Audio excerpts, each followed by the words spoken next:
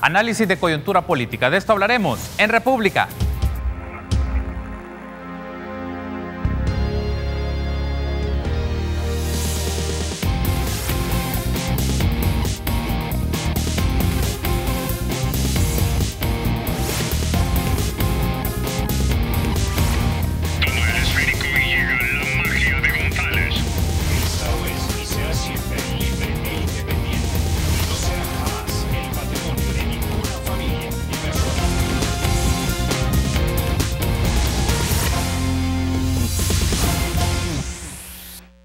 Muy buenos días, qué gusto que inicie su semana junto a nosotros. Lunes 18 de junio del año 2018 les saluda Carlos Monterrosa y en República en esta ocasión haremos un análisis de coyuntura política. Abordaremos tres temas: privatización del agua, nos preguntamos, proceso por 351 millones en el caso Mauricio Funes y elección de magistrados de la Corte Suprema de Justicia. Son los tres temas que desarrollaremos en el transcurso del programa de esta mañana. Y es un gusto para mí saludar a Julia Evelyn Martínez, economista, docente universitaria. También está conmigo Naida Medrano, consultora en políticas públicas, y también está conmigo Claudia Ortiz, coordinadora del Proyecto Cero. Buenos días, bienvenidas a República, qué gusto tenerles. Muchas gracias por la invitación, es un gusto. Gracias, gracias por estar conmigo esta mañana y tenemos muchos temas que desarrollar. Muy interesante. Y muy interesante porque hay temas que coinciden justamente en la coyuntura y nos gustaría que nuestra audiencia conozca sus análisis al respecto porque sé que están a la expectativa y pendientes de este panel de analistas. Vamos a iniciar un poco con el tema del agua, pero para eso vamos a aprovechar una nota elaborada por Guadalupe Bonilla de las declaraciones que ofreció este fin de semana el cardenal Rosa Chávez sobre el proceso del agua y la discusión que se tiene si hay o no privatización del agua, de la gestión de los recursos hídricos y la postura que ha tenido la conferencia episcopal en los últimos días. Veamos. Pues en la propuesta que se está discutiendo tiene la empresa privada la mayoría. Por tanto, eso se llama privatización. La Iglesia Católica no quita el dedo del renglón y pide a los diputados respetar el proyecto presentado por varias organizaciones. Sería gravísimo que el agua no estuviera a disposición de los pobres, porque sería condenarlos a muerte. Los parlamentarios han insistido en que no hay forma de privatizar el agua, pues la Constitución lo prohíbe y eso lo discutirán en los próximos días. Quiero insistir en esto, ellos nos buscaron el día martes que había un homenaje al nuncio. Les dijimos que con mucho gusto vamos a reunirnos y vamos a acercar posiciones porque no hay ningún interés político de parte nuestra, es interés por la gente. El cardenal dice que es interés por cuidar este líquido. Otros creen que es una discusión para desviar la atención sobre el robo realizado por el expresidente Funes a las arcas del Estado. Precisamente en el diálogo que tendríamos va a salir ese argumento seguramente y verán que lo nuestro es otra cosa. Por supuesto que en un país como el nuestro todo se aprovecha, ¿no? Y ciertamente esto tiene aspecto electoral si se maneja mal, pero eso no es culpa nuestra, es culpa de quien tome la decisión incorrecta. Dice que en todas las iglesias se ha comenzado una nueva jornada para recoger firmas de los feligreses y llevarlas a la asamblea. Lo importante es que la gente se dé cuenta que debe participar como ciudadano pacíficamente, pensando en los más pobres, porque una vez se dice yo estoy bien, no hay problema en mi casa, pero los demás, es un poco la intención de la Iglesia. Lamentó lo ocurrido con la violenta protesta del jueves pasado en el Parlamento y pide a las organizaciones manifestarse pacíficamente. Para Teleprensa, Canal 33, Guadalupe Bonilla. Ahí teníamos entonces la declaración del cardenal Rosa Chávez y la nota elaborada por Guadalupe Bonilla, y esto es el punto de partida entonces para la discusión que tendremos en esta mañana. Inicio con Julia Evelyn. El tema, y esta es la pregunta generadora para estos bloques, el tema de la gestión del agua está en la agenda legislativa y en la agenda de los medios de comunicación, pero quiero iniciar con esta pregunta. ¿Se está desarrollando un proceso de privatización en la gestión del agua o es un asunto que pretende desviar la atención del caso Mauricio Funes por presunto desvío de fondos públicos? Julia Evelyn, ¿cuál es su postura? Creo que es lo primero. Estamos entre la continuidad de un proceso de privatización del recurso hídrico que no comienza con la discusión del anteproyecto de esta Ley General de Aguas, sino que comienza mucho antes con la reforma que se da a la Ley de Asocio Público-Privado el año pasado, bajo presión, como siempre, de la Embajada de los Estados Unidos en el contexto de la ejecución del plan de esa cooperación del Fomilenio y de todo el desarrollo de la zona costera marina, en donde se presionó, porque no hay otra palabra más que decir eso, se presionó al gobierno de El Salvador al gobierno del FMLN para que presentara una propuesta de reforma de tal manera que la parte del tratamiento del agua, es decir, algunos eslabones de esta cadena de distribución del agua fuera posible mediante asocio público-privados. Entonces uno dice, no, pero es que no se estaba privatizando la distribución, no se estaba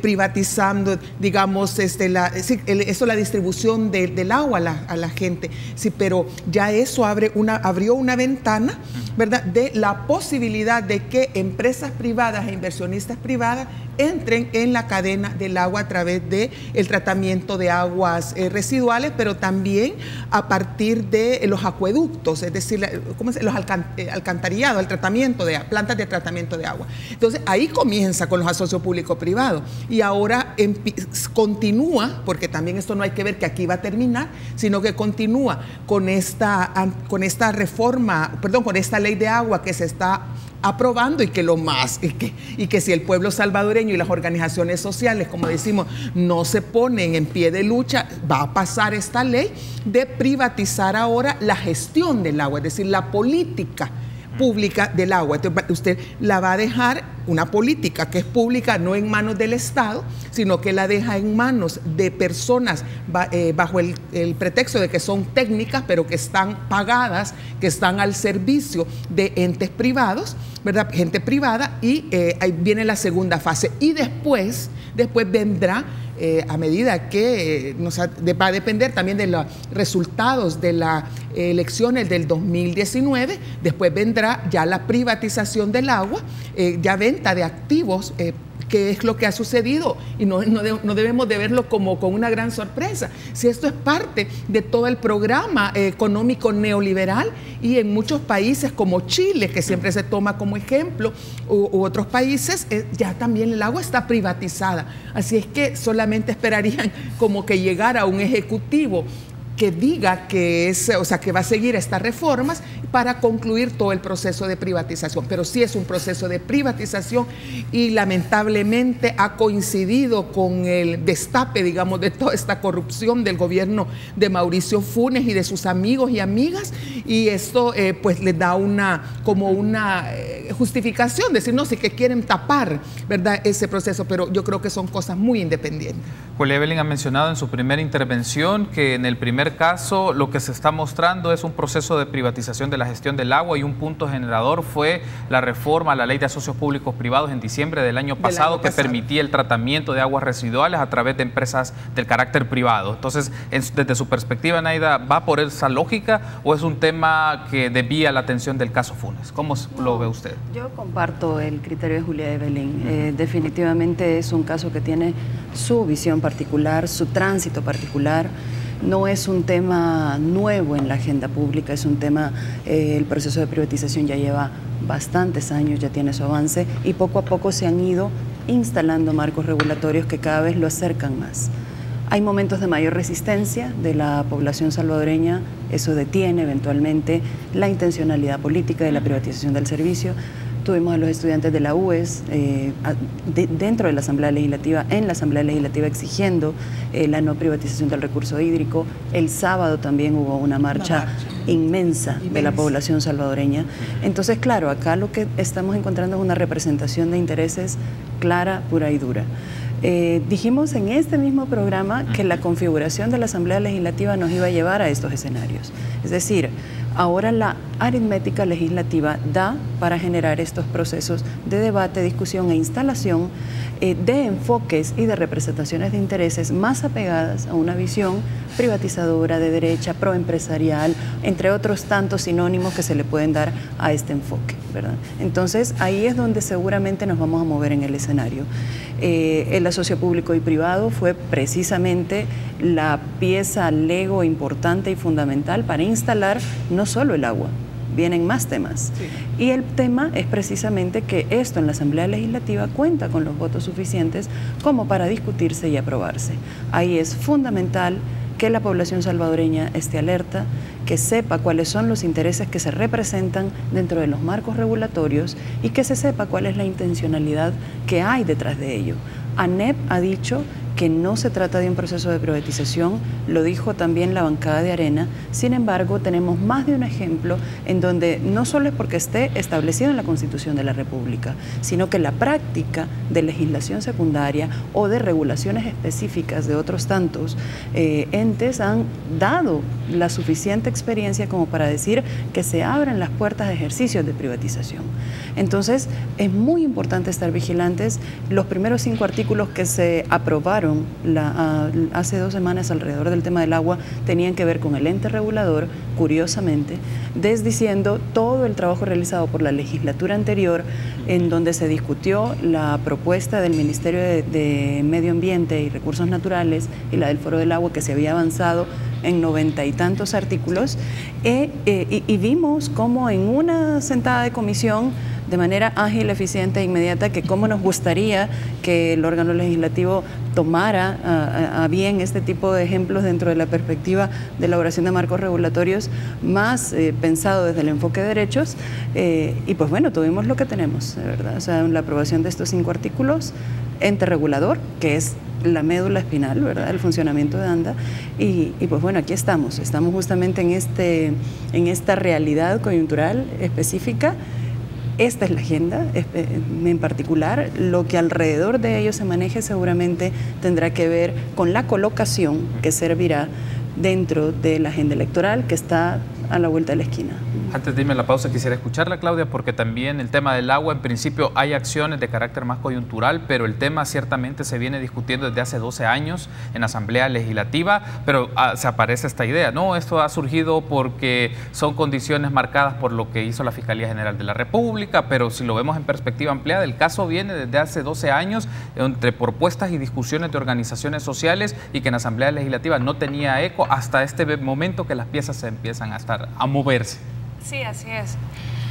Mira, Carlos, ¿por qué el tema del ente regulador es tan importante y ha sido el kit de la discusión del proyecto general de la Ley General de Aguas que se estuvo discutiendo previamente, de ese también porque surge toda esa manifestación de los movimientos sociales y de la ciudadanía, incluso de la Iglesia Católica? Ese es el kit. ¿Por qué?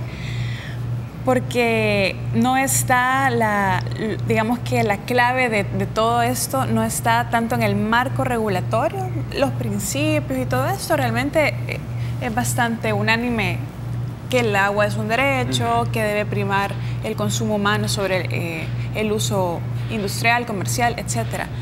Pero es porque la clave está en la implementación. No está en la formulación de la política tal cual, de la ley, sino en cómo se va a implementar. Pero yo quiero dejar una reflexión que creo que es algo que hay que ver un poco más arriba, toda esa situación. Incluso se habla, las teorías futuristas dicen que las próximas guerras van a ser no por oro, sino por agua, no por petróleo, sino por agua. Y en El Salvador tenemos una situación muy particular de estrés hídrico, un país pequeño con poco recurso hídrico a comparación de otros países, y lo vemos día a día.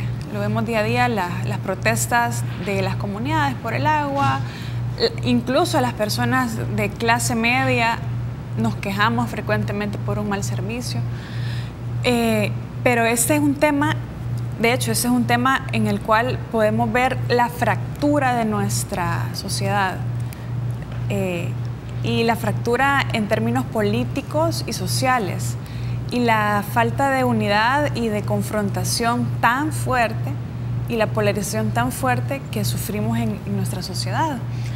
Y lo hemos visto en las últimas semanas, ustedes, nosotros, es que ellos quieren privatizar, es que ellos están desviando el tema. Entonces esa confrontación que, debo decirlo, es liderada por los partidos políticos de una forma muy intencionada y de enarbolar esta bandera y con fines electorales, con fines políticos también.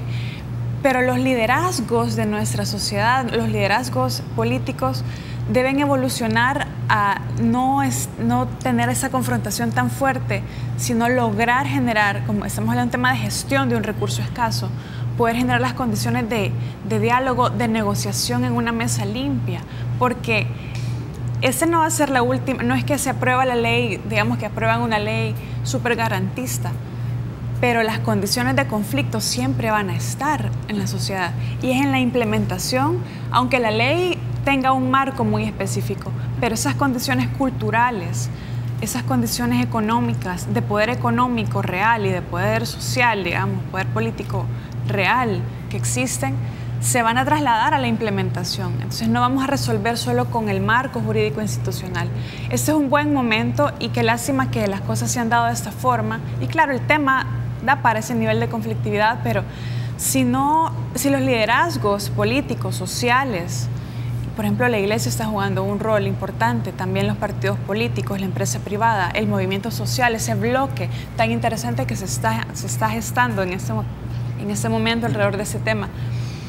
No tenemos la visión, más allá de este momento coyuntural, de que agua siempre nos va a hacer falta y siempre va a haber que tomar decisiones difíciles de a quién se le prioriza, decisiones políticas, no partidarias, sino políticas difíciles. Necesitamos liderazgos que en ese momento logren generar esas condiciones de entendimiento. Estamos pasando toda esta discusión en la desconfianza y en el desprecio hacia el otro. Entonces creo que esa reflexión es importante, porque entiendo que el tema tiene esa naturaleza, pero tenemos que ver a futuro. Vamos a estar en una permanente lucha porque no vamos a eliminar a la otra parte del conflicto. Entonces, ¿cómo vamos a administrar ese conflicto? Tengo que hacer una pausa, pero al regresar me gustaría, porque Julia Everin y Naida quieren reaccionar en función de las ideas que ha mencionado Claudia, pero hay un punto interesante acá, una expresión y manifestación del conflicto social, pero también hemos visto en los últimos días dos expresiones de movilización, tanto desde la Universidad de El Salvador hacia la Asamblea Legislativa, como el sábado, que hubo una manifestación en El Salvador del Mundo, y de hacer estas discusiones y lo que implica esto. Tengo que hacer la pausa, pero al regresar vamos a hablar un poco sobre esto y vamos a hacer también la valoración que ustedes tienen de la postura que ha tenido la Conferencia Episcopal y también que ha tenido la NEP al respecto. Una pausa, regresamos.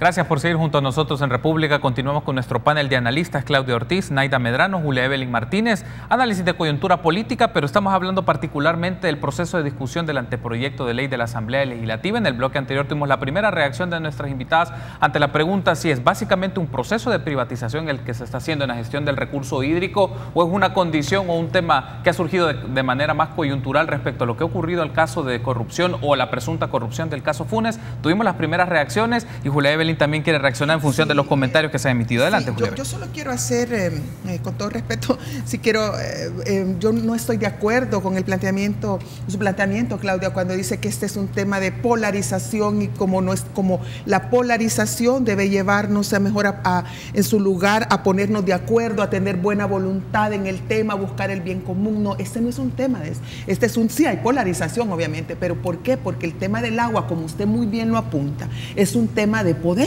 Precisamente si estamos entramos a la fase de la guerra del agua. Así se llaman las guerras del agua.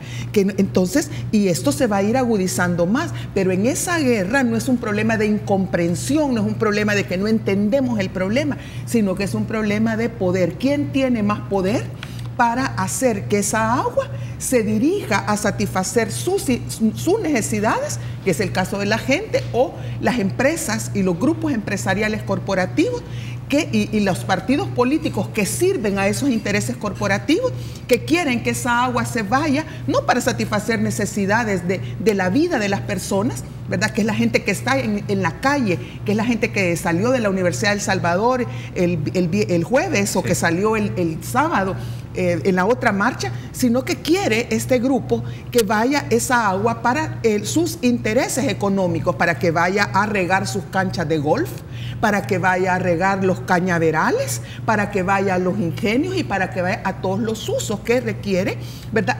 Todas estas también los monocultivos que se están expandiendo en nuestro país. Entonces aquí yo creo que a la ciudadanía no le sirve mucho de que empecemos a plantear de que solo se trata de que nos sentemos y nos pongamos de acuerdo, sino que aquí la gente, el pueblo, las organizaciones populares que quieren defender la vida y que quieren que el agua prioritariamente sirva para sostener la vida, muestren que tienen el poder suficiente para obligar a los grupos empresariales, corporativos, nacionales y transnacionales que quieren usar esa agua para valorizar sus capitales en contra de la vida, que les demuestren que también aquí hay poder, que hay poder en la gente, y hay que equilibrar ese poder, porque solamente con ese equilibrio de poder entonces se va a poder llegar primero a una normativa que satisfaga las necesidades, bueno, de la vida, pero también de la valorización del capital, pero sin perder la vida, y por otra parte a una gestión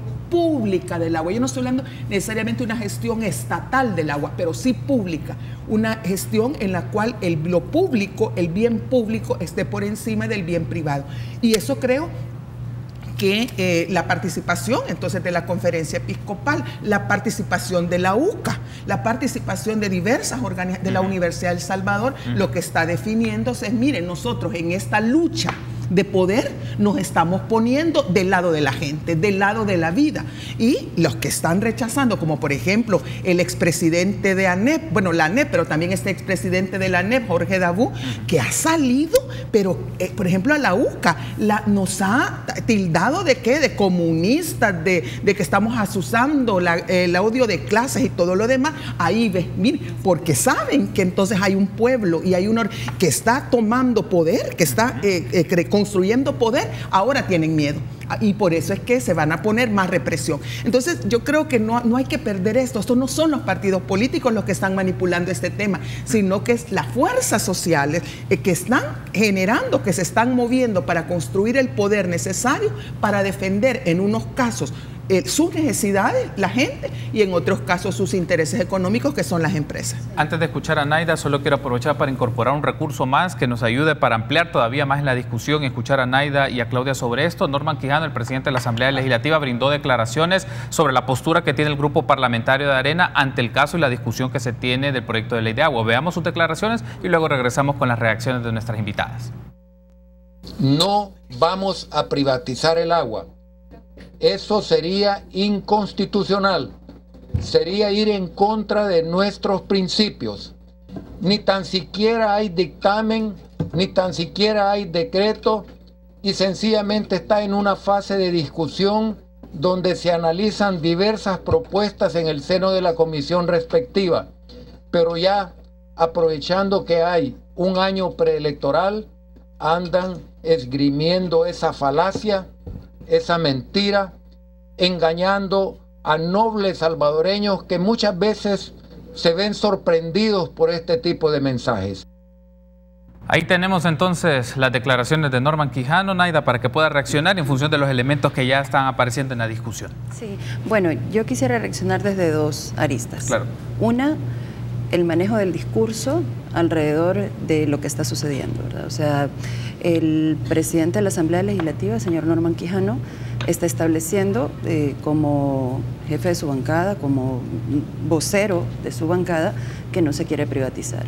Pero quisiéramos traer a colación en el manejo del discurso político, ¿verdad? En la comunicación política, qué es lo que ha ido sucediendo en función de otros ejemplos ya existentes en El Salvador y que han devenido, sí, de manera incluso evaluada, en privatizaciones específicas. Uno de ellos es las pensiones, que yo quisiera apelar específicamente a las generaciones nuestras, que son las que van a vivir de manera más fuerte estas decisiones sobre las pensiones, estas decisiones que se tomaron en bancadas anteriores y que juraron y rejuraron que no iba a ser privatización. Sí. Igual podemos decirlo con el tema de la bimonetariedad, ¿verdad? Cuando se lanzó la ley de bimonetariedad se dijo que no se intentaba en ningún momento poner como circulación única y exclusiva el dólar en El Salvador.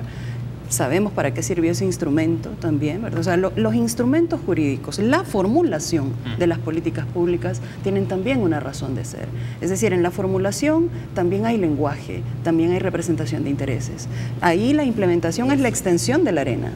Es la extensión de la arena con otros tantos, digamos, elementos que se incorporan y que evidentemente es la parte práctica de lo que en filosofía representa la formulación de la misma. Entonces, ese es como el primer elemento que me gustaría así conversar alrededor de los comentarios de Claudia. La formulación es fundamental porque recoge la filosofía y el espíritu alrededor de lo cual se implementa posteriormente. Es ahí la diferencia de los marcos regulatorios que pueden tener fuerza desde una perspectiva de enfoque de derechos a aquellos marcos regulatorios que tienen una tendencia directa y exclusiva de beneficio o representación de intereses de privados. Un caso concreto, la ley de semillas. La ley de semillas en este país se aprobó pensando única y exclusivamente en el mercado y en las transacciones específicamente alrededor de la existencia de semillas, de recursos fitogenéticos. Y en ningún momento pensado desde incluso la innovación, la investigación, el crecimiento del agro aquí en El Salvador. Entonces, esa es la gran diferencia que tenemos en las formulaciones, que son espíritus filosóficos que se implementan posteriormente, que alargan la arena y la implementación y que le suma actores alrededor de este ejercicio de poder. Al fin y al cabo son ejercicios de poder. Otro elemento que me gustaría, y aquí sí quisiera hablarle a la población salvadoreña, y voy a hablar sobre dos personas que yo creo que valdría la pena leer, buscar en YouTube, buscar tutoriales, no sé, creo que eso es importante. Ahora en YouTube, en el teléfono los podemos buscar. Uno de ellos es Aníbal Quijano y el otro es Enrique Dussel. Ambos señores nos proponen que debemos de ver América Latina desde lo que somos. Es decir, yo entiendo tu punto, Claudia, porque entiendo que estamos buscando, después de muchos años de conflicto, aquella vía que nos lleve a tratar de comprendernos. Y yo creo que Aníbal Quijano y Dussel nos proponen realmente comprendernos históricamente. Es decir, América Latina tiene una riqueza de actores, tiene una riqueza de ideas, tiene una riqueza también de posicionamientos, pero América Latina es una chispa toda la vida. Es una chispa. Y es una chispa precisamente porque dentro de la División Internacional del Trabajo nos tocó precisamente abrir las venas, ¿verdad? Y entregar los recursos. Entonces es aquí donde tenemos que repensarnos, no necesariamente desde la mesa técnica o la mesa tecnócrata en donde todos nos sonreímos y nos llevamos bien y nos tomamos un vaso de agua y hablamos de política pública y pensamos que el país puede ir a un futuro mejor. No, no es desde ahí. Es realmente desde reconocernos en la historia de dónde venimos, qué recursos tenemos, cómo se han gestionado, y aquí ya vamos a entrar al tema, por ejemplo, de la corrupción, que es estructural, es realmente estructural, sea el nombre que sea, y que además es como muy a discreción, utilizada y destapada muy a discreción, ¿verdad?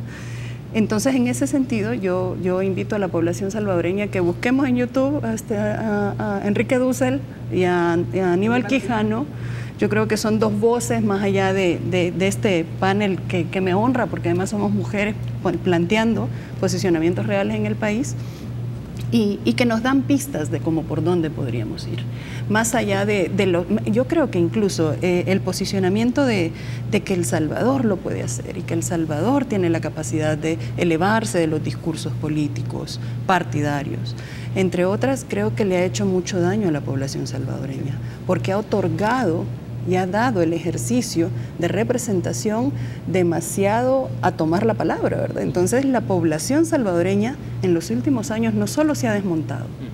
Quiero entonces aprovechar, Claudia, para que puedas reaccionar en función de lo que Julia Evelyn y Naida han mencionado y aparecen estos temas. Son expresión del conflicto, de un conflicto social y político por un recurso fundamental en el país, pero también es una manifestación, decía Julia Evelyn, de las relaciones de poder que hay en una sociedad. Me gustaría tener su reacción sobre estos elementos que han aparecido y cómo ve este tema en función de que en los últimos días hemos tenido dos expresiones ciudadanas, dos expresiones de colectivos que están en contra de un proceso de privatización de la gestión del recurso hídrico. Sí, yo agradezco a ambas por sus reacciones y créanme que comparto esas reacciones. Yo no estoy diciendo, y puede parecer mi postura un poco ingenua al respecto, sé que es una lucha de poder, sé que venimos de una historia de extractivismo de nuestros recursos naturales, sé que lo natural es que el agua no sale del chorro, el agua viene de los ríos, de los pozos naturales, etcétera. Y mucha de la población seguramente no obtiene el agua de los chorros como tal vez los que tenemos una vida más en la ciudad ¿verdad? O tenemos una clase social un poco más privilegiada. Pero si observamos, y hablando del discurso, las partes que están en esta coyuntura, en este conflicto o en este proceso de formular esta política pública, están hablando lenguajes totalmente distintos. Están hablando lenguajes distintos. Y entonces, ¿cuál es la mesa, cuál es la arena donde esos intereses se van a discutir? Donde esos intereses se van a mediar. Claro, la política es el medio por el cual se resuelven los conflictos, no es que se resuelvan amigablemente, sino que se toma la decisión de qué se va a primar ante dos intereses que están contrapuestos. Pero ¿por qué tenemos que estar hablando lenguajes tan distintos? Está diciendo la derecha que no se va a privatizar y están diciendo la verdad porque ellos están hablando desde un punto de vista jurídico, exclusivamente jurídico. No es una privatización jurídica con todas sus letras. Y el movimiento social y la conferencia episcopal, etcétera, están diciendo que es una privatización porque en la práctica los efectos que va a tener esa configuración institucional es que las personas del área privada tomen las decisiones, aunque estén dentro de un ente público porque está creado dentro de una ley. Entonces estamos hablando lenguajes distintos. ¿Por qué no tener un espacio de discusión donde se puedan sincerar las posturas, donde los liderazgos, y vuelvo a esto, tengan la visión de poder salir de esa dicotomía tan marcada que no nos está permitiendo ni en ese tema ni en otros poder avanzar como país?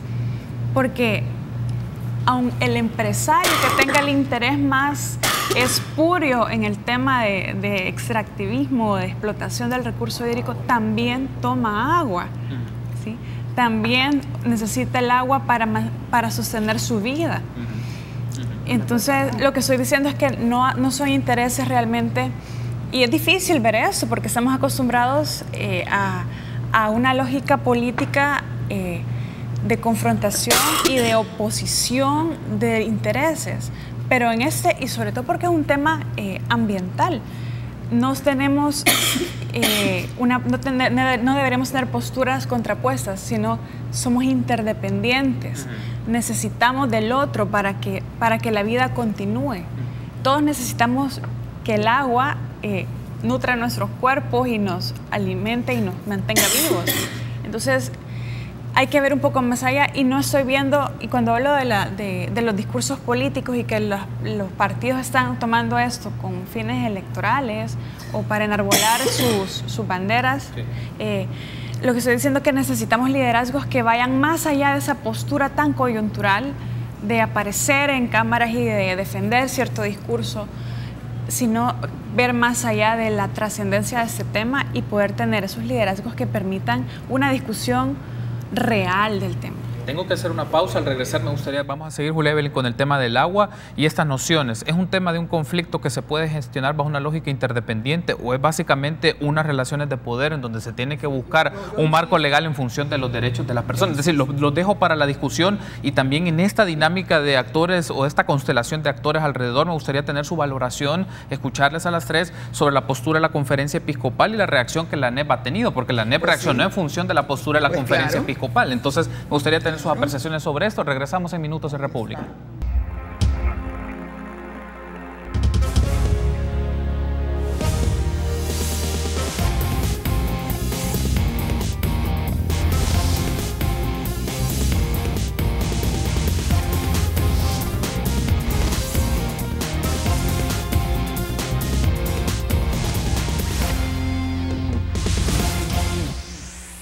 Gracias por seguir junto a nosotros en República. Tenemos una discusión muy interesante con Claudia Ortiz, Naida Medrano y Julia Evelyn Martínez. Análisis de coyuntura nos ha llevado a esta parte el tema del agua, un tema muy interesante que vamos a seguir discutiendo en República, pero también tenemos que hacer la transición al caso Funes. Pero antes, una última intervención de las tres sobre el caso del agua, solo incorporar estos elementos. ¿Cómo han evaluado ustedes el rol de la conferencia episcopal y de la ANEP? Porque la conferencia episcopal el 12 de junio publicó un pronunciamiento estableciendo posturas muy claras y dijo con claridad: si se aprueba una ley que otorga a una entidad privada el derecho derecho a decidir sobre la distribución del agua, estaríamos ante una ley antidemocrática y carente de legitimidad. Luego la ANEP reaccionó y dio una postura diciendo que ellos no buscan la privatización del agua y no es que no quieren que nadie quede con sed. Digamos, una reacción al mensaje que hizo la conferencia episcopal, que los pobres se queden.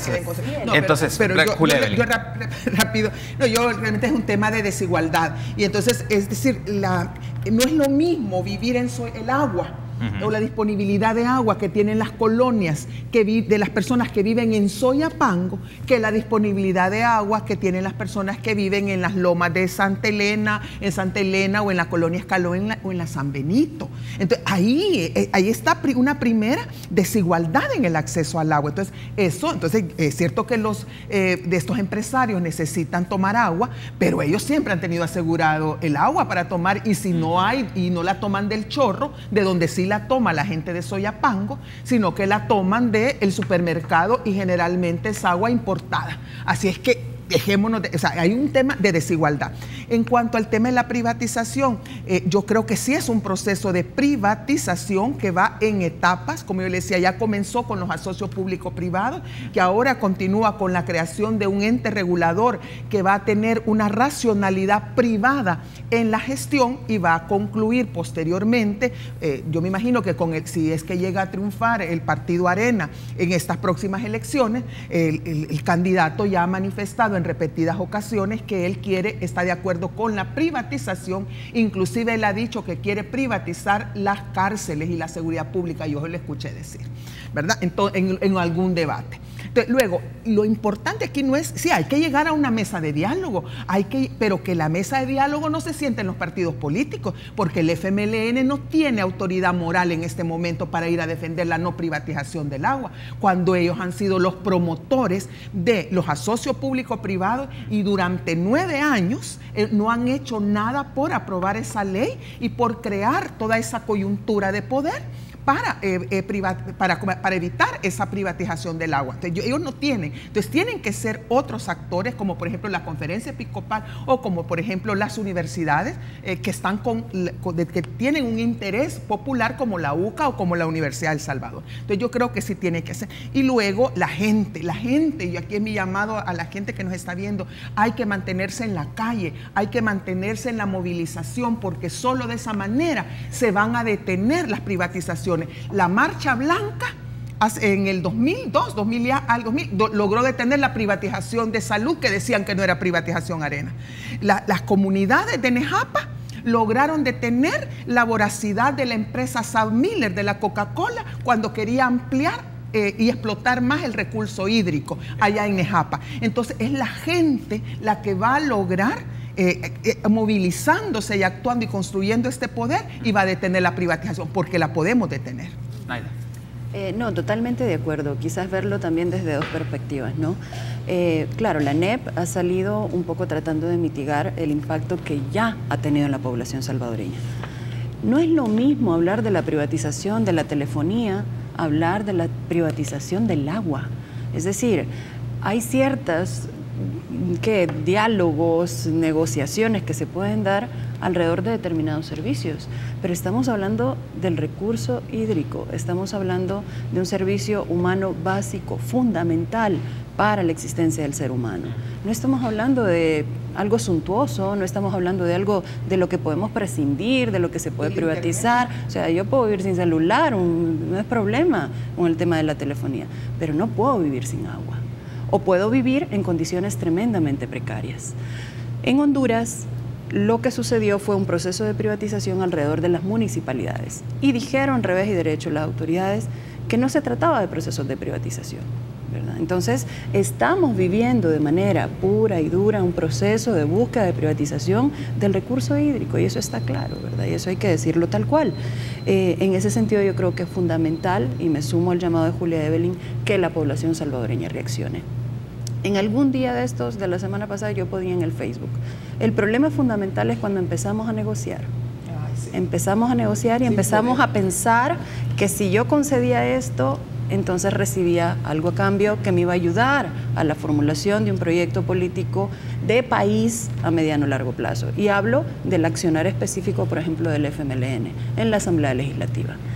y se empezaron a negociar, por ejemplo, plazas, que ya vamos a hablar de la Corte Suprema de Justicia, por cierto. Se empezaron a negociar el tema, por ejemplo, de concesiones de préstamo, vos me das este préstamo, yo te cedo tal puesto dentro de la estructura del Estado. Y también se negociaron marcos regulatorios. Uno de ellos es el asocio público-privado. Así funciona la política en nuestra, esta es la arena política real, ¿verdad? Entonces, en ese sentido, yo creo que es importante hacer un llamado también. Es decir, aquí, mientras más claras y claros estemos del funcionamiento de la política en El Salvador, podremos reaccionar. Y es tiempo en donde la población salvadoreña requiere no solo de educación política, sino de participación real más allá de las urnas, es decir, más allá del ejercicio del voto. Sí, tengo un par de minutos, Claudia, para que pueda reaccionar. Hacemos la transición al caso Funes y eso nos va a llevar en los siguientes bloques de este programa. Sí, mira, yo quiero asentar posición que, por lo menos mi postura personal es que la gestión del agua sí va a estar en manos públicas. Lo que estamos discutiendo ahorita es el cómo, ¿verdad? También creo que es importante y me parece que el rol de la Conferencia Episcopal y la propuesta que hacen tratando de tener un punto medio y la nueva propuesta de institucionalidad que ponen es acertada, ¿verdad? Porque pone como ente rector una junta directiva formada por 4 ministerios, por Comures y por 2 representantes de un ente consultivo de la más amplia naturaleza. Sí. La propuesta que se está discutiendo actualmente tiene el gran pecado que ha desconocido todo el trabajo de negociación y el trabajo político difícil que se ha hecho previamente con el anterior proyecto. Sí creo que debe ser una gestión pública del agua porque es el Estado y es la entidad pública y son los políticos, pero ojalá tuviéramos políticos con una visión de país más profunda para pensar en el futuro de las generaciones, para pensar en que el conflicto debe mediarse no de una vez por todas al momento de aprobar la ley, sino cada día el conflicto se va a tener que ir mediando con ese marco institucional como guía. Estoy de acuerdo que es importante que la población se manifieste y haga sentir y dé a conocer de manera contundente sus intereses. Estoy de acuerdo también, me parece importante que las reglas del juego queden claras y que se supedite el interés público al privado. Pero nuevamente yo hago un llamado a los líderes, hago un llamado a las personas que están al frente de este proceso, ya sea del movimiento social, ya sea desde la Asamblea Legislativa, desde el gobierno, a que podamos sentar un lenguaje común, porque el conflicto va a continuar, ¿verdad? El conflicto va a continuar. La privatización del agua creo que debe tratarse con mucha seriedad el término. Entiendo a las compañeras cuando dicen que este es todo un proceso, que lleva una intencionalidad, hay intereses económicos muy fuertes detrás, ciertamente. Y creo que es importante toda la labor que se está haciendo desde el movimiento social para sentar el precedente de que las personas, la población desea que ese derecho humano se respete. Así que el proceso va a continuar. Creo que debemos continuar dándole seguimiento a esto y finalmente decir que el agua está en nosotros, pues, y debemos poder tener una postura cada quien y ponerla sobre la mesa y ojalá que lo que prime sea los derechos de las personas y que la voz de la gente, con todos los liderazgos que están surgiendo en ese momento, también se lleve a esta mesa de negociación. Tengo que hacer la transición ahora para el tema del caso Funes. Lanzo una pregunta, Julia Evelyn, tenemos un par de minutos luego para que Naida y Claudia puedan reaccionar, y lo pregunto directamente. Por lo que fue presentado en la conferencia de prensa por el fiscal general Douglas Meléndez y posteriores declaraciones que él ha brindado como el jefe de la unidad financiera de la Fiscalía General de la República, ¿usted considera que hay indicios bastante fuertes para presumir que Mauricio Funes desvió a fondos públicos para su beneficio y para su grupo familiar? Lanzo esta pregunta, me están pidiendo que haga la pausa, pero al regresar le doy el espacio, Julia. Tengo que hacer la pausa, me la están pidiendo. Una pausa, regresamos en minutos.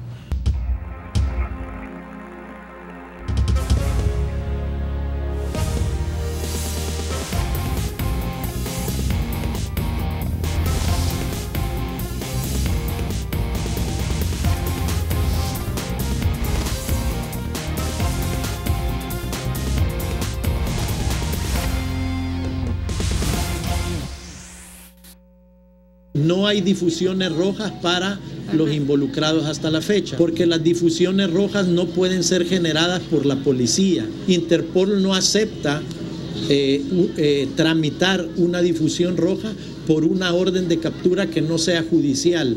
Algunos salieron meses antes o semanas antes de que las órdenes fueran emitidas por parte de la Fiscalía General de la República. La Policía Nacional Civil, desde que recibió las órdenes de detención, ha aplicado los procedimientos necesarios en este tipo de casos. En resumen, el esfuerzo que ha hecho la Policía Nacional Civil por detener a estas personas en un lapso de tiempo tan corto entre la emisión de las órdenes administrativas y el desarrollo de la operación ha sido el máximo esfuerzo.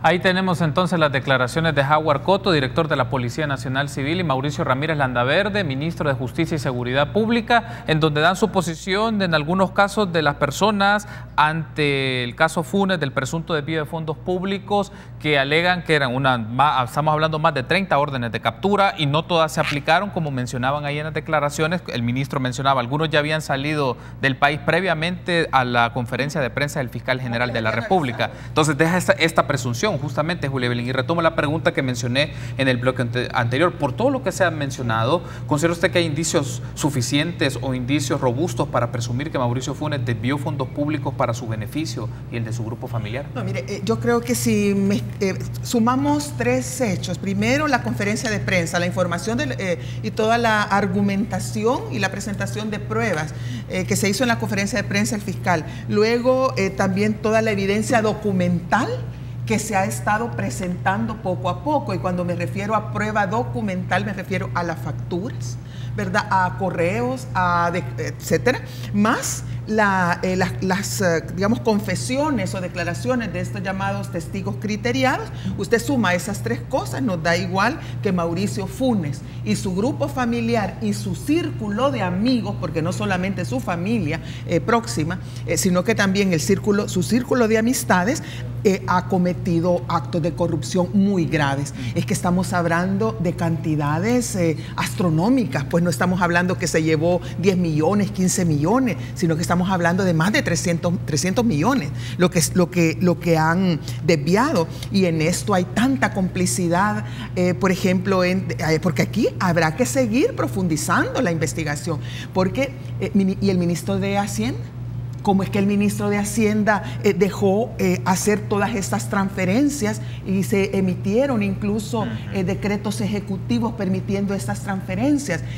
También cómo se permitió y quién permitió, si no hay seguimiento de cooperación internacional, que préstamos del Banco Mundial y de que préstamos del Banco Interamericano de Desarrollo, incluyendo fondos que iban para ese proyecto que tan emblemático a nivel internacional y nacional, que se llama Ciudad Mujer, se ocuparan también en esta orgía de corrupción. Y entonces, mire, realmente aquí hay que investigar muchísimo más, y ha generado, a mí en lo personal, yo creo que represento a un grupo importante de la población que estamos entre indignadas y enojadas. Porque eso es el problema. Es que esto ha generado mucha indignación y mucho enojo. Y aquí hay un problema. Yo aquí sí reconozco que hay un problema. Porque debemos también de aprender a manejar y canalizar bien esta indignación y este enojo para que no se convierta en venganza. Porque yo creo que en este momento no necesitamos venganza, sino que lo que necesitamos es justicia. Pero justicia real, justicia verdadera. No una justicia que solamente sea, no sé, de algún señalamiento, de alguna sanción moral o alguna sanción administrativa, sino que si son culpables, que los procesen si quieren en libertad, ¿verdad? Que se respete la presunción de inocencia, pero que se procesen en libertad. Pero una vez que se demuestre, como yo creo que se les va a demostrar, esta culpabilidad, que paguen en la cárcel. Miren, es que lo tienen que hacer. Y a mí, ¿por qué no se enoja tanto? Porque uno diría, ahí está la de Cristianes, la corrupción de Arena, la corrupción de Saca, sí, pero fíjese que ellos nunca hablaron de Monseñor Romero, ellos nunca hablaron de los mártires de la UCA. Ellos nunca hablaron de la opción preferencial por los pobres, nunca nos hablaron de esas cosas, no hablaron. Entonces esta gente, si Cristiani, Saca y todos estos fueron corruptos, pues uno dice, pues ya era previsible, pues dieron los frutos que nosotros esperábamos que dieran. Pero de este gobierno, el gobierno de Mauricio Funes, que fue capaz de devolverle a muchas personas la esperanza de que en este país se podían hacer las cosas de manera diferente, de manera honesta y de manera transparente, y salir con esa corrupción, yo creo que eso es lo que les da como un agravante, y por eso es que tenemos a la gente enojada e indignada. En sus redes sociales, Mauricio Funes ha estado mencionando que el fiscal no tiene pruebas hacia él. Tiene pruebas. Y eso es lo que, justamente, no tiene, y ha sido una reacción que ha estado mencionando. Mire, si tiene, perdón, pero mire, solo lo que, yo no sé si se leyeron el reportaje del Faro de esta semana, donde sale a la cuñada, a Cristina Pignato y a su compañero de vida, le daban entre 15,000 y 17,000 dólares mensuales de esos fondos reservados, porque ya se conoce el mecanismo que se utilizaba, ¿verdad? Ya no hay que estarlo repitiendo, para que se encargaran de cuidados del hijo de Mauricio Funes y de Wanda Pignato, así como que era el príncipe, ¿verdad? El primer niño de la nación, ¿verdad? Es como la primera dama era el primer hijo de la nación. Entonces, entre 15,000 y 17,000, ¿en qué normativa está de que el hijo del presidente y de la primera dama tienen que recibir, sus niñeras y sus niñeros tienen que recibir 15,000 dólares de los fondos públicos? Entonces, lo que sí es cierto que tiene Mauricio Funes razón, que dice no hay nada, ninguna propiedad a nombre de él, porque así como como ya casi un profesional pues en el rubro de la corrupción, se cuidó mucho de que no salieran las propiedades a nombre de él. Pero lo que ha demostrado la Fiscalía, toda esa red de corrupción, finalmente todos los caminos lo llevan hacia él. Naida, su reacción. Mira, a mí me gustaría dejar en primer lugar por sentado que creo que El Salvador debería de transitar hacia una persecución de la corrupción desde lo que estructuralmente implica. Yo en eso estoy totalmente de acuerdo. Sin embargo, creo que también hay un manejo político alrededor de la corrupción, es decir, también hay un proceso selectivo alrededor de los mecanismos de persecución institucional de la corrupción. Y sucede. Eso es, digamos, desde la parte institucional. Claro, desde la parte más de población, de percepción, etcétera, hay una fibra emotiva que se toca. Y es lo que dice Julia Evelyn, es decir, nadie espera que desde un gobierno de izquierda se destapen estas sendas, digamos, acciones en contra de cualquier discurso, práctica, ideología, entre otras. Sin embargo, sucede, porque es estructural, es decir, la corrupción y la impunidad van de la mano y están totalmente institucionalizadas en El Salvador. El gran pecado es que lo ha cometido un gobierno de la izquierda y así va a reaccionar la gente y así se va a posicionar en la agenda también. Es decir, este no es ni el primero ni el último caso. La corrupción nos ronda a cualquier cantidad de niveles en este país, a cualquier cantidad. Y esa es la persecución que debería de hacerse. Es decir, la impunidad y la corrupción desde la estructura del funcionamiento del Estado y alrededor de lo que hay de esto también, o de la institucionalidad pública, si se quiere. Entonces, por ejemplo, temas como la partida secreta, que solo el nombre es así, bueno, ¿por qué tiene que ser secreta? De alguna forma generan también espacio, y que fue todo un debate, ¿verdad? Y precisamente en un gobierno de izquierda. ¿Por qué la partida secreta existe? Pero que da alas precisamente para este tipo de acciones alrededor de las cuales un poder muy cimentado y muy, digamos, desde la perspectiva del estatus del poder, valida este tipo de acciones. Si lo hicieron los otros, yo tengo la posibilidad de hacerlo también. Y eso es lo que no se vale. Eso es lo que no se vale, ¿verdad? Sin embargo, yo creo que también la institucionalidad pública debe de profesionalizarse, trabajar en el entendido de una búsqueda fundamental, profunda del funcionamiento de las redes de corrupción en El Salvador, que no solo son a nivel de las instituciones públicas, también tenemos una... Waxnecker ha hecho todo un estudio alrededor de las redes de poder, que ese realmente es como el hilo fino alrededor del tema de corrupción, y como todas estas empresas transnacionales, holdings incluso existentes, manejan sus redes en función de este tipo de actos. Es de este tipo de acciones. Y a eso hay que ponerle ojo. Eso lo casamos al tema, por ejemplo, de los procesos de negociación. Es decir, si usted está sentado en la silla presidencial y viene alguien con la política del picaporte y le entrega un maletín, una bolsa plástica negra de basura, lo que sea, entonces evidentemente ahí tenemos una práctica específica que viene de la institucionalidad pública, pero también acompañada de todo un ejercicio de corrupción que utiliza el poder real en este país, y ahí hay que ponerle. Naida ha mencionado algo muy interesante, Claudia, para escucharle también a usted, una práctica que se puede ir mostrando de manera sistemática. ¿Por qué razón? Por el uso de la partida de gastos reservados, y como lo publicó un informe recientemente la Presidencia de la República, esto ha venido en ascenso desde la presidencia de Saca Funes. Claro, son la información y registro que tiene de las gestiones anteriores. Se mencionaba que para la gestión Cristiani no tenían datos suficientes o los estaban indagando en el Ministerio de Hacienda, en la Corte de Cuentas y demás. Pero el punto acá es un aspecto estructural, ver cómo se manejan los gastos reservados de la presidencia y los montos y quiénes son los destinatarios y para qué se utiliza este dinero. Sí, realmente nos vuelve a dejar la lección este caso de que no puede haber áreas de poder exentas de control. Aunque tenga haya cierto espacio de discrecionalidad para el uso de los recursos o para la toma de decisiones, pero siempre debe haber un mecanismo de control que le haga el contrapeso a ese poder.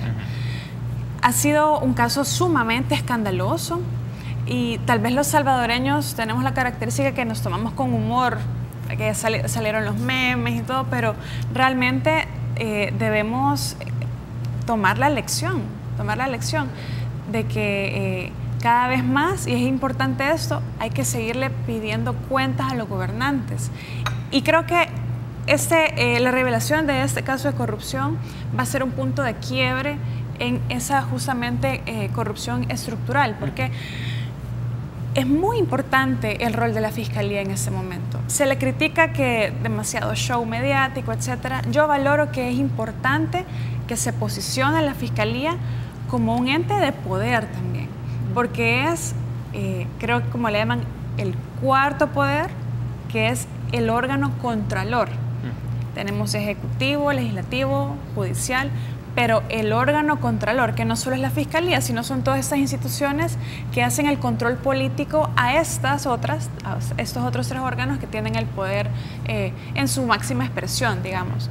Entonces, pero sí, también la Fiscalía, que había estado cooptada durante toda su existencia, creo yo, de nuestra democracia, por estos otros poderes, estos otros órganos del Estado, no había logrado desplegar esa independencia y esa rigurosidad técnica que vemos ahora con esta Fiscalía liderada por este fiscal, que creo que algo que es muy importante es que es un fiscal de carrera.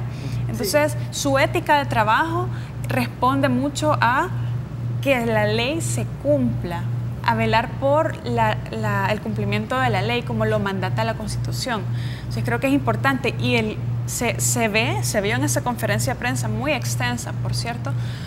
Ellos dejaron ver todos los detalles de la prueba y dieron a conocer eso. Claro, no será, eso fue como un juicio público hasta cierto punto, ¿verdad?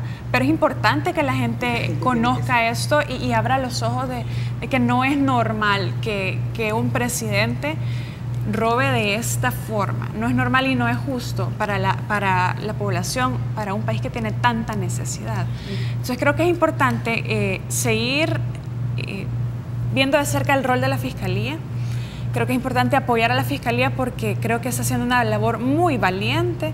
Se están jugando muchas cosas que no cualquier servidor público ha estado dispuesto a jugársela de esa manera. Entonces creo que es importante que las organizaciones que luchamos contra la corrupción, etcétera, sigamos dando ese apoyo, ese voto de confianza. No es un cheque en blanco, ¿verdad? Porque siempre estamos pendientes de su desempeño.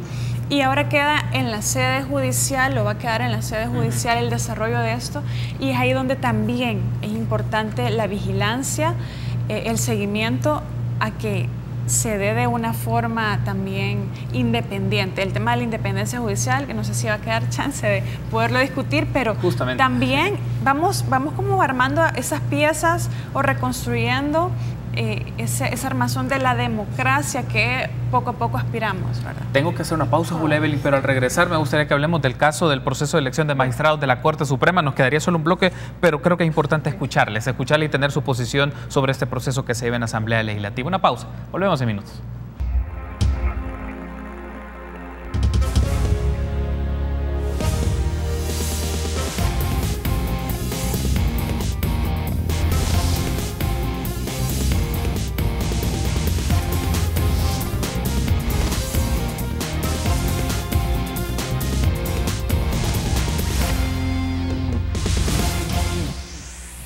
Gracias por continuar junto a nosotros en República. Último bloque que tenemos con nuestras analistas Claudia Ortiz, Naida Medrado, Julia Evelyn Martínez. Y en este bloque me gustaría que hablemos del proceso de elección de magistrados de la Corte Suprema de Justicia. Y en particular, ya se están haciendo las entrevistas en Asamblea Legislativa, Julia Evelyn. Una de las preguntas que obliga a esto es, ¿el proceso de la toma de decisiones se hace en Asamblea Legislativa o es fuera de la Asamblea Legislativa en la práctica? Me gustaría tener su apreciación sobre eso. Yo creo que lo que estamos viendo también es un reality show, ¿verdad? Una especie de reality show donde se hacen las preguntas, se ve cómo ya están vestidos, cómo responden, que el nivel de... No, pero ahí no se va a hacer. Yo creo que eso es simplemente el reality.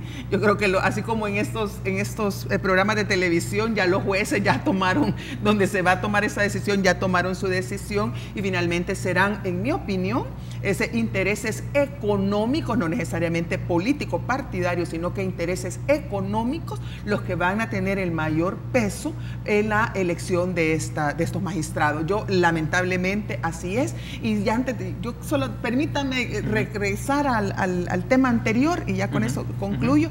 Yo sí creo que es importante que la Fiscalía y las instituciones también que están alrededor del caso Funes nos sigan, los medios de comunicación nos sigan proporcionando información sobre el caso Funes, porque eso va a evitar que las personas sean manipuladas, las que no tienen esa información, como está sucediendo, por ejemplo, con muchas beneficiarias de este programa Ciudad Mujer, que por no tener información de la Fiscalía o información independiente, pues creen lo que dicen algunas altas funcionarias del gobierno, el FMLN, o amigas de la señora Wanda Piñato, que dicen que ella es una perseguida política o una presa política. Yo creo que necesitamos información y con información hay menos posibilidad de manipulación. Naida. Yo, agarrando medio minuto para también cerrar esto, okay.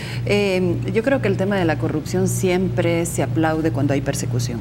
Que sea estructural, señor fiscal, que sea estructural, que no sea solo dentro de una agenda setting, nos vienen elecciones, que no sea el desgaste solo selectivo, específico a casos particulares, que sea una persecución estructural. Eso demanda la población salvadoreña. Encontramos corrupción desde la utilización de vehículos con placas nacionales, que eventualmente ahora es más por lo menos denunciado por la población, pero también, o sea, el rango, el abanico de corrupción en este país para el pelo, la verdad.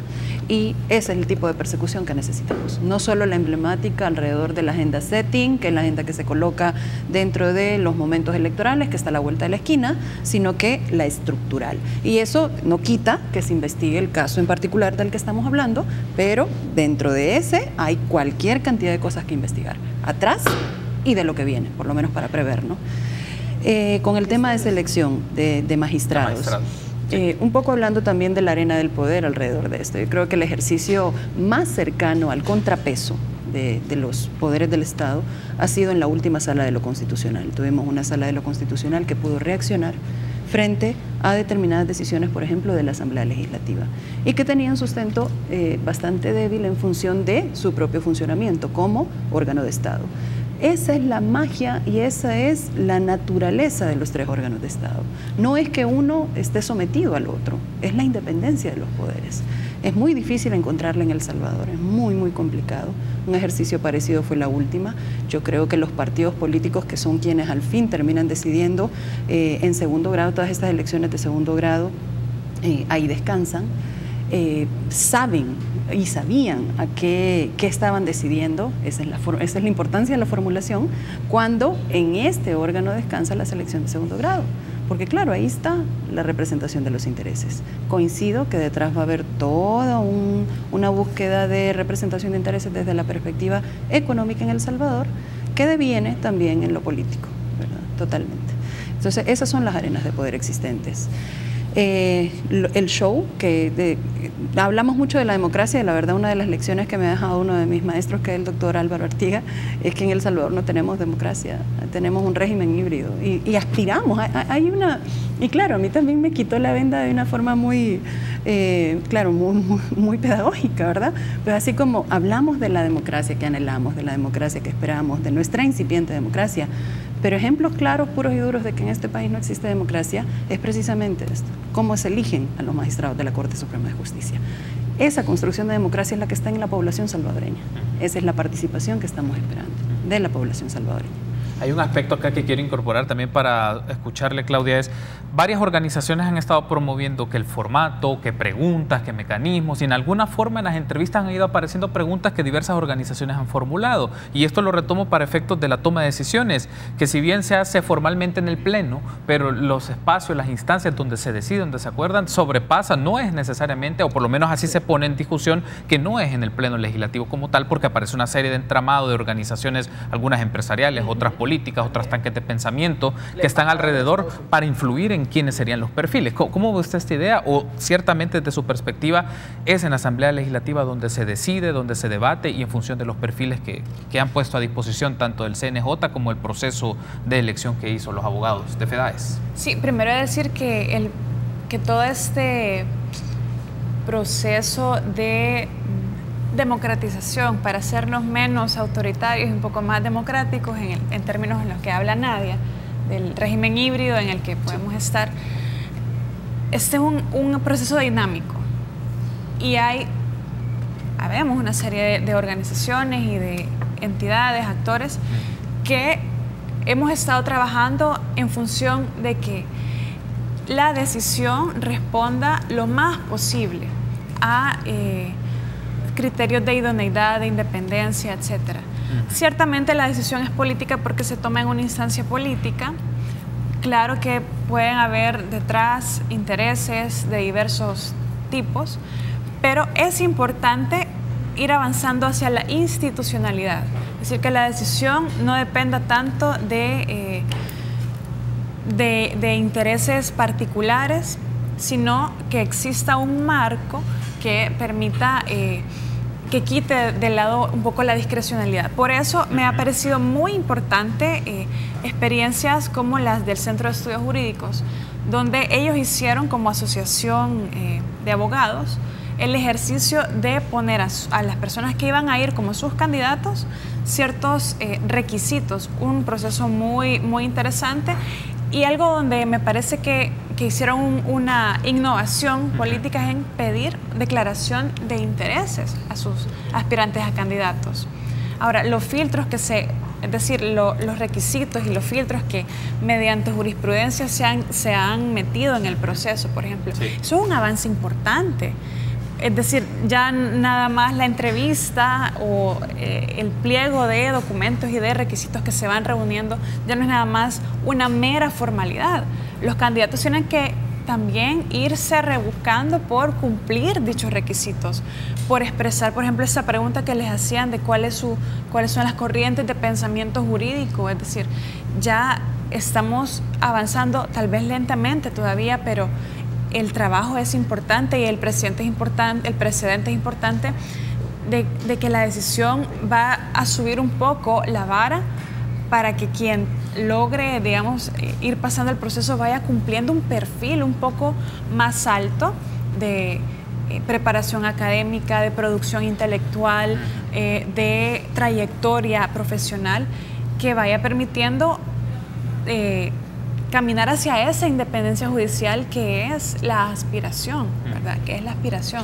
Yo creo que, aunque la decisión formal se toma en la Asamblea, ciertamente, y por el diseño que tiene ese proceso, que tiene varias instancias previas donde se van filtrando los candidatos poco a poco, creo que ahí es donde en este proceso se han hecho avances importantes, sí, que hay que aplaudir, que hay que seguir profundizando y que hay que reconocer que ha habido resistencias muy serias y muy fuertes a estos avances que van quitando un poco la cancha a la discrecionalidad y a poner de dedazo, ¿verdad?, a los candidatos, y que van exigiendo a los mismos cumplir requisitos cada vez más exigentes. Quiero darle las gracias por haberme acompañado, por estar conmigo todo el espacio de la entrevista. Estoy seguro que nuestros amigos y amigas que nos honraron con su presencia y estar ahí pendientes de este espacio estuvieron al tanto, porque hemos abordado 3 temas. Sé que el tiempo es insuficiente, pero el tema del agua es un tema fundamental y nos llevó más tiempo por esa razón, pero nos volveremos a encontrar para seguir discutiendo otros temas coyunturales y su vínculo estructural.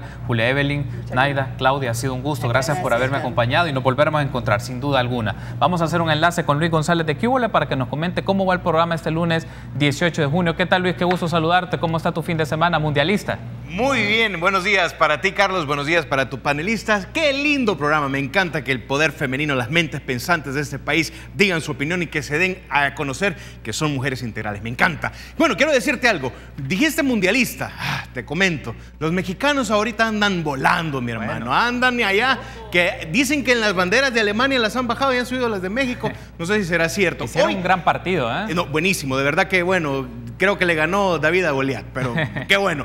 Por otro lado, te quiero comentar, bueno, tiene que ver un poquito con lo del Mundial, vamos a tener bailes que tienen que ver con lo del Mundial, con las selecciones, vamos a tener entrevistas médicas, por ejemplo, quiero contarte, tú sabes de que los que tienen el privilegio de ser padres a veces tienen ese problema de cómo comunicarse con los hijos de los temas de sexualidad. Pues vamos a hablar con un especialista para que nos diga y nos oriente cómo hacerlo de la mejor manera. Vamos a hablar con el doctor Darío Ayala sobre los parásitos intestinales y muchísimas locuras acá en QL Magazine. Excelente, Luis, muy buen programa. Entonces, un saludo a todo el equipo y que sea una exitosa jornada la de este lunes y toda esta semana. Igualmente para ti y saludos a tus panelistas. Gracias, Luis, muy amable. Reitero el agradecimiento por haberme acompañado y a ustedes, amigos y amigas, será hasta mañana, 6:30 en República.